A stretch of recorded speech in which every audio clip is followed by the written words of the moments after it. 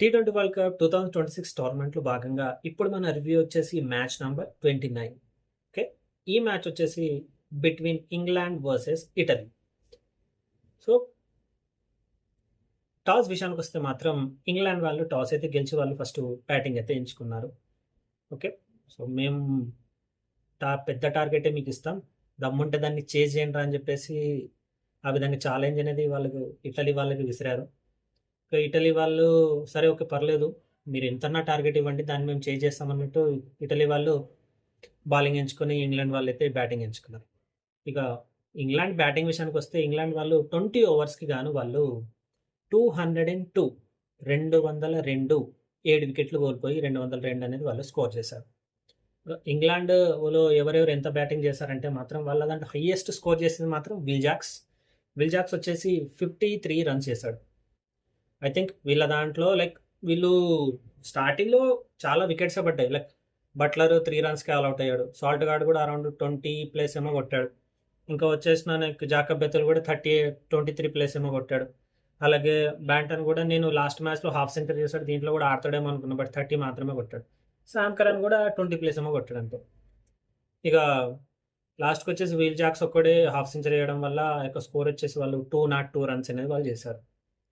Okay, ఇక అదే 202 runs టార్గెట్ని చేస్తూ బరిలోకి దిగిన ఇటలీ టీం 20 ఓవర్స్కి గాను వాళ్ళు 178 రన్స్ కొట్టి, ఇంకోసారి వినండి, 178 రన్స్ కొట్టి ఆల్అవుట్ అయిపోయారు. చాలా బాగా ట్రై చేశారు కొట్టడానికి. ఒక ఓవర్లో అయితే ఐ థింక్ 17th ఓవర్ అనుకుంటా, ఎగ్దాం వాళ్ళు 3 సిక్సెస్ 4 సిక్సెస్ కొట్టాలి అంటే కొట్టారు. Okay, I'm sorry, take back to that word, కొట్టారు.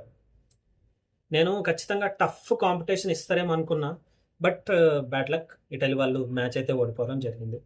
ఇటలీ వాళ్ళు బ్యాటింగ్ విషయానికి వస్తే మాత్రం వాళ్ళ దాంట్లో హయ్యెస్ట్ స్కోర్ చేసింది మాత్రం బెంజమిన్ మెనెంటిన్. సో క్యాప్టెన్ 60 రన్స్ చేశాడు.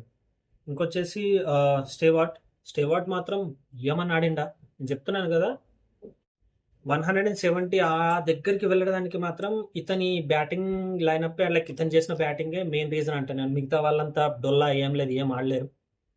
ఓకే, దాని తర్వాత వచ్చేసి జేజే మోస్కా. సో జేజే మోస్కా వచ్చేసి 43 రన్స్ కొట్టారు. ఇక మిగతా వాళ్ళంతా వస్తున్నారు వెళ్తున్నారు అంతే. ఇక ఈ విధంగా అయితే వాళ్ళు 178 రన్స్ కొట్టారు, వాళ్ళు మ్యాచ్ అయితే ఓడిపోయారు. ఇక ఈ మ్యాచ్తో ఇంగ్లాండ్ టీం వచ్చేసి వాళ్ళు డైరెక్ట్ సూపర్ 8కి క్వాలిఫై అయిపోయారు. ఓకే, ఇక వాళ్ళకి లీగ్ మ్యాచెస్ కూడా ఐ థింక్ అయిపోయాయి అనుకుంటా, వాళ్ళు డైరెక్ట్ సూపర్ 8 ఆడతారు. ఇక సూపర్ 8లో మరి వాళ్ళు ఏ టీంతో ఆడతారు ఏంటి అని చెప్పేసి మనం ముందు మ్యాచెస్లో తెలుసుకోవాలి. Okay,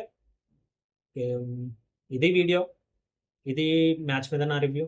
if in case match మీరు చూస్తుంటే మరి మ్యాచ్ మీకు ఎలా అనిపించింది ఏంటని చెప్పేసి కమెంట్ చేయండి, షేర్ చేయండి. అలాగే నా ఛానల్ నచ్చితే నా ఛానల్ని సబ్స్క్రైబ్ చేసుకోండి. ఓకే, అప్పటి వరకు this is Vikram Rathod signing off.